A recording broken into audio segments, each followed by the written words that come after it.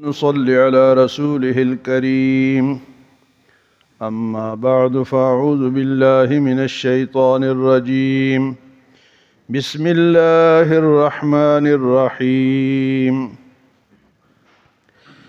إنك لا تهدي من أحببت ولكن الله يهدي من يشاء وهو أعلم بالمهتدين.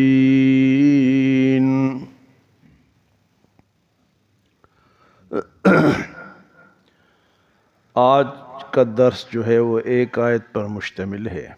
یہ آیت مشہور آیت ہے، اکثر اس کو لوگ پڑھتے رہتے ہیں۔ اس سے پہلے اہل کتاب کا ذکر تھا کہ اہل کتاب نے اگر اپنے نبی کو مانا، اپنے کتاب پہ بھی ایمان لائے اور حضور پر بھی ایمان لائے تو ان کو دوہرا اجر ملے گا۔ لیکن بہت کم اہل کتاب ایسے تھے جو ایمان لائے، وہ اپنے یہودیت یا عیسائیت پر ڈٹے رہے۔ حضور صلی اللہ علیہ وسلم کی عمر مبارک جب 8 سال تھی تو آپ کے دادا عبد المطلب فوت ہو گئے، تو پھر آپ کی پرورش آپ کے چچا ابو طالب نے کی، اور ایسی پرورش کی کہ آخر تک آپ کے ساتھ ڈٹ کے کھڑے رہے۔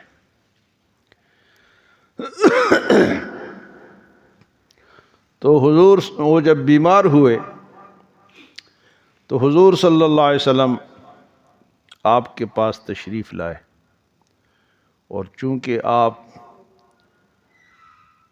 یہ چاہتے تھے کہ سارے لوگ مسلمان ہو جائیں، سارے لوگ ایمان لیں، آپ کی یہ تمنا ہوتی تھی کہ ہر بندہ جو ہے وہ ایمان لے۔ چچا بھی ابھی تک ایمان نہیں لائے تھے،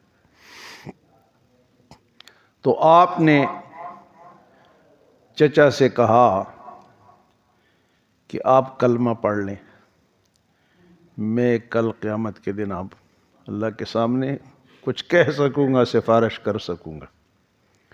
لیکن ادھر سے وہ جو ان کی ٹیم تھی، ابو جہل، ابو لہب، عتبہ، شیبہ اور امیہ، یہ سارے کھڑے تھے۔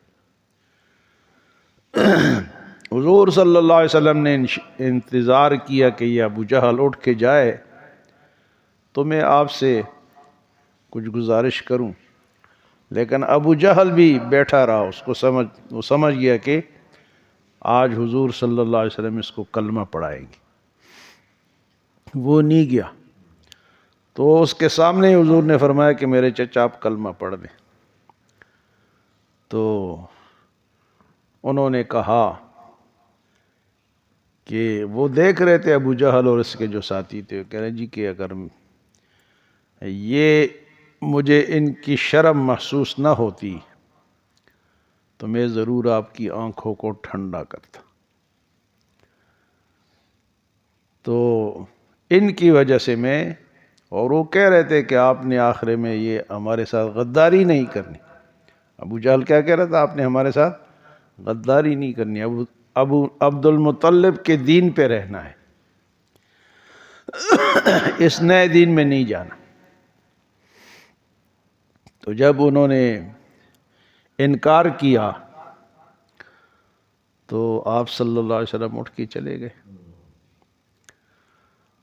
تو اس اتنے میں پھر ان کا انتقال ہو گیا کلمہ پڑھے بغیر۔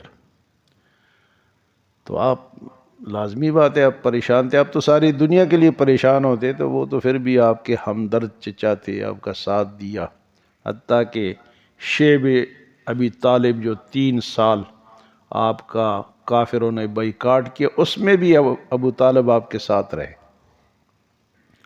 ہر موقع پہ ساتھ دیا۔ آپ پریشان ہو کے چلے گئے، نم نیدہ ہو کے وہاں سے نکل گئے۔ اتنے میں ان کا انتقال ہو گیا۔ ان کا بیٹا حضرت علی رضی اللہ تعالیٰ عنہ آپ کے پاس آئے کہ آپ کے چچا تو اسی طرح فوت ہو گئے، میرے لیے کیا حکم ہے، میں ان کے کفن دفن میں شامل ہوں یا نہیں؟ تو آپ نے فرمایا کہ آپ ضرور جا کے ان کے کفن دفن میں شامل ہو جائے۔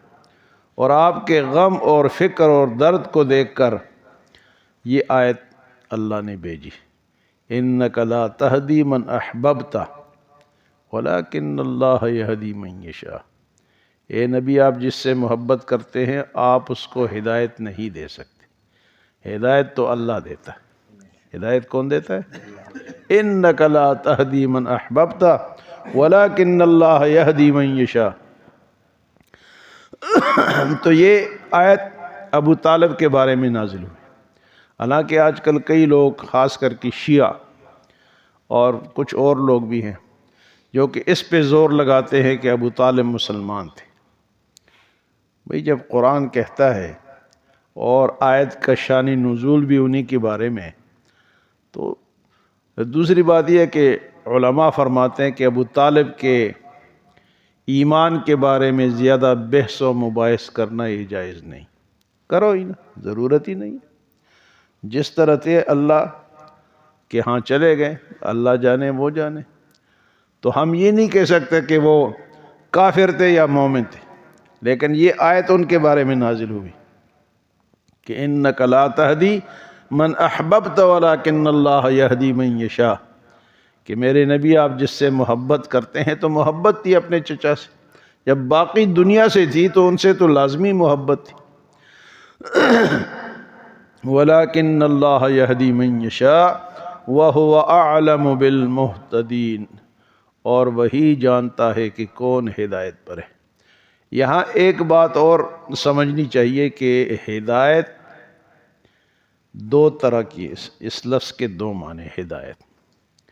ویسے تو آپ کا نام، ایک نام آپ کو حضور کا ہے، صفاتی ناموں میں سے ایک نام ہادی بھی ہے، ہدایت دینے والا، ہادی آپ کا نام ہے۔ تو ہادی تو آپ ہیں، آپ نے تو پوری دنیا کو، بلکہ جتنے بھی نبی آئے انہوں نے دنیا کو ہدایت دی، ہادی تو ہیں، لیکن ایک ہے ہدایت پھیلانا، اس کی تلقین کرنا، لوگوں کو بتانا، اور ایک ہے قبول ہونا یا قبول کرنا، یہ دو باتیں۔ ہادی تو سارے نبی ہادی ہوتے ہیں، جو بھی تبلیغ کرتا ہے، اللہ کی طرف بلاتا ہے، وہ ہادی ہوتا ہے، لیکن دل میں ڈالنا یہ اللہ کا کام ہے، دل میں ڈالنا یہ اللہ کا۔ اور اللہ کس کے دل میں ڈالتے ہیں؟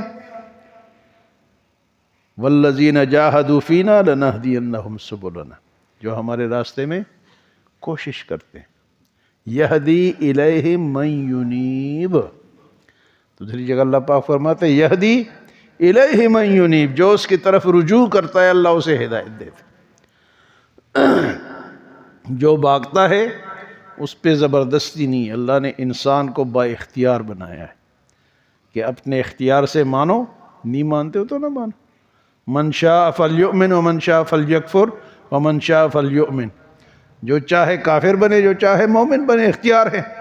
آج کل بھی آپ دیکھ لیں کہ لوگوں کو اختیار ہے، بے شمار کافر پھر رہے ہیں، بے شمار بے ہدایتیں پھر رہے ہیں، کیونکہ اللہ نے انسان کو اختیار دیے۔ اب یہ جتنے بھی نمازی بیٹھے ہیں اپنے اختیار سے بیٹھے ہیں، کسی نے مجبور کر کے تو نہیں بھیجا۔